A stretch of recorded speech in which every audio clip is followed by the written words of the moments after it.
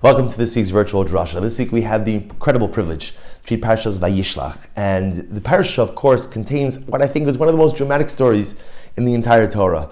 Yaakov and Esav haven't seen each other for years. They didn't exactly part in the best of circumstances. And then this much-awaited reunion. And Yaakov, of course, has absolutely no idea how his brother feels towards him, has absolutely no idea what this encounter is going to bring. And so therefore, again, Chazal tell us that Yaakov Avinu prepared himself for this encounter in three ways. Number one, Daron, he sent gifts. Number two, he split the camp. The possibility that Esav's going to come for war, and even if he decimates one part of the camp, at least some remnant of Yaakov Avinu's family will survive. And tefillah, supplicatory prayer to HaKadosh Baruch Hu to help guide them through this most difficult of times. But the night before the encounter, something dramatic occurs. A strange story. The night before the encounter, the Torah says, "Vayivasa Yaakov levado." Yaakov Avinu was left alone. This is Parak Lamed Beis, Pasuk Chav Hey, chapter 32, verse 25. The night before the encounter, Yaakov Avinu was left alone. Vayavik ish imo ad alos hashachar, and he fights with a man up until the morning. And the Torah tells us again, the man, this mysterious Ish, realizes that he can't go ahead and conquer Yaakov Avinu, so what does he do? He injures Yaakov in the thigh. Specifically, he damages Yaakov's sciatic nerve, to the point that Yaakov Avinu, although he's standing and emerges quote-unquote victorious, he's limping. He's injured as a result of the encounter. And the Torah says something amazing. The Torah says, how does this section end? Therefore, Klal Yisrael will not eat the sciatic nerve. We don't eat the sciatic nerve of the animal up until this day. Because ultimately, again, the Malach injured Yaakov Avinu in his sciatic nerve. And it's a fascinating story, and it's a dramatic story, but so troubling on so many levels. First of all, who is the Ish? Who is this mysterious man?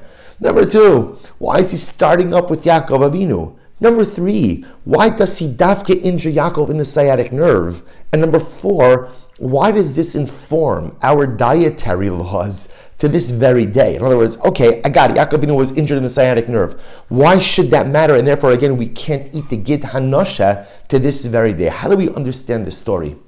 And Rabbi Soloveitchik makes an amazing observation. The Rav says that although Yaakov Avinu planned to split the camps, if you notice, he didn't.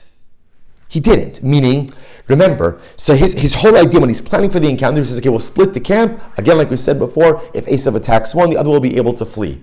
But yet, when you notice the actual encounter itself, everyone is there. Everyone is present. And Rabbi Soloveitchik is quoted as saying something amazing. He says, Hashem sent the Malach. The reason, this Ish, the Rav explains, this Ish was a Malach, was an angel of Hashem. And why did Hashem send the Malach? To prevent Yaakov from splitting the camp. Or to quote, the reason Hashem sent the Malach was because it wasn't proper what Yaakov planned to do. Al Pidin, it is not right to sacrifice one machana so that the other may live. An incredible and overwhelming insight. The Malach, the Ish, is sent to prevent Yaakov from going in and splitting the camp. That's why you never find, it's incredible. When the Rav says it, it's so obvious. Yaakov Avinu speaks about splitting the camp, yet at the end of the day, during the encounter itself, everyone's together. Why didn't he split the camp? He didn't have time to. Because he was fighting the entire night, and by the time the struggle was over, Esav was already there, and there was no time to split the camp. And I think we could take Rabbi Soloveitchik's idea just a little bit further. Because what the Rav is teaching us is something amazing. If you look at Yaakov Avinu as a personality, right? We know Yaakov Avinu was one of the Avos, one of the patriarchs, and not just one of the patriarchs. Chazal tell us he was the Bechir Sheba Avos, the best of the patriarchs, an Isha Emes, a man of truth, a Ish of Tiferes, of splendor. But I think, like, if you look at the personality of Yaakov Avinu, you see something very beautiful. See, Yaakov is identified as the Ish Tam Yoshev Oalin, the simple man who dwelled in the tents. And Chazal tell us, a simple man, that he wasn't cunning like his brother Esav, dwelling in the tents of spiritual development, the tents of Torah. But I think if you dig a little bit deeper, you see an incredible pattern of behavior with Yaakov Avinu. Yaakov is also an Ish Shalom. He's a man of peace. And because he's a man of peace, he is conflict averse. If you go back into Parshas Toldos, Yaakov, everyone loves to beat up on Yaakov Avinu because he masqueraded as his brother, right? How can you call him the Ish? How can you call him the man of truth? He dressed up as Esav. He told his father that he's Esav. The truth is, Yaakov Avinu could have done something so much easier. Dad, I bought the brachas. I bought the birthday. Remember again, Yaakov wasn't stealing something from someone. It was his. Esav sold his birthright to Yaakov. Yaakov owned it fair and square. The brachos belonged to him. So Yaakov, why don't you say something? Confront your brother. Confront your father. That's not Yaakov. Yaakov Avinu is not a confrontational person. Yaakov Avinu is an individual who is conflict averse. He's an ish tam. He's an ish shalom. Similarly, again, when it's time for Yaakov to leave Lavan's home, how does Yaakov leave? The Torah says, how does Yaakov leave? This is in Parak Lamed Aleph Pasuk Chav, chapter 31, verse 20. Vayignov Yaakov esleiv Lavan ha'arami. Yaakov Avinu left in the middle of the night. He didn't say goodbye. He didn't say shalom aleichem. There was no sudas preda. He just left. Adbili gidlo. He didn't tell Lavan anything. Why? Ki boreachu, because he was running away. Now it's easy to think that Yaakov did that because he was afraid.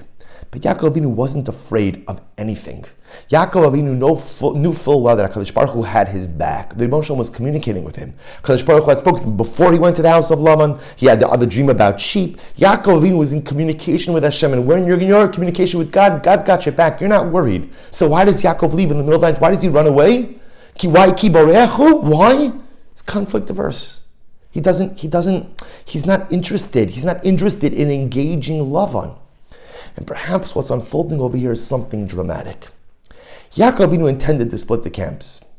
And perhaps even more, the night before, it's brought down in the Svarim that Yaakov Avinu had a different thought. Let me run. What do I even need this encounter with Esav for? Right? I don't know what it's going to be. If it's war, it's physically dangerous. If it's peace, it's spiritually dangerous. Any encounter with Esav is fraught with dangers. I have a better idea. Let's go. Let's just pack it up and let's go. Let's avoid the confrontation altogether. At that moment, HaKadosh Baruch Hu dispatches the Ish, the man, the Malach. And what happens? The Malach prevents him from doing a whole bunch of things, but not just like Rabbi Soloveitchik says from splitting the camp. The Malach also prevents Yaakov from running away. The injury was a strategic one. The injury in the sciatic nerve left Yaakov limping. When you limp, you can't run. You can barely walk. And if you can't run, you can't really walk. You certainly can't run away from your issues. You can't escape. Perhaps what HaKadosh Baruch Hu was trying to help Yaakov do in this moment is it's beautiful to be a man of shalom. It's beautiful to be a man of peace. And it's beautiful even to be conflict averse in life. We all know people who love conflict. And the truth is there's something so special about people being conflict averse, about being the kind of person who runs away from machlokes. But sometimes you can't run. Sometimes you have to confront. Sometimes you have to deal with your Esav. You can't run away from all of life's problems. Sometimes you have to stand your ground and you have to confront. And you don't know what's going to happen when you confront. Maybe it'll work out well, maybe it won't work out well. Maybe you'll have peace, maybe you'll have discord, maybe you'll have resolution, maybe it'll probably become amplified. But one thing I know, I can't run. I can't run. And what HaKadosh Baruch Hu does is he prevents Yaakov Avinu from running. You can't go anywhere, Yaakov. You can't run. You can't, even if you tried, you physically can't run. You'll take all of your energy just to stand in place and you confront Esav. You confront it because you can do it. You can handle it. No matter what Esav brings your way, war or peace, you are prepared for this confrontation. And that's why HaKadosh Baruch Hu tells us, Al Kain lo yochlu b'nei Yisrael es hagid hanosha. Therefore, to this very day, you and I are not permitted to eat Gid Hanosha. Why not?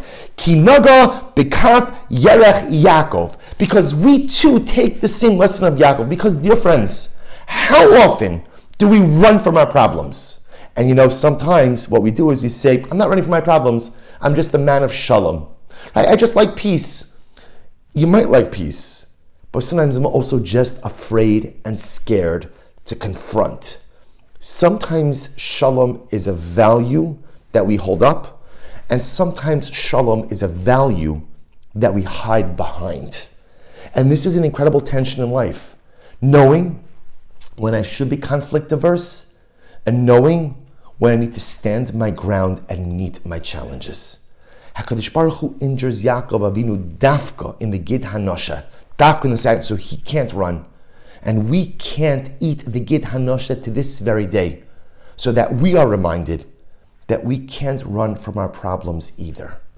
Whatever the problem is, whatever the challenge is, find the courage to confront. There's a time and a place for shalom. There's a time and a place to avoid and to avert conflict. And there's a time and a place where you have to summon up the courage, stand your ground, confront your Esav, confront your life issues, challenges, and problems, and know that HaKadosh Baruch Hu will be there to help you every step of the way. Wishing everyone a good Erev Shabbos and a beautiful Shabbos Kodesh.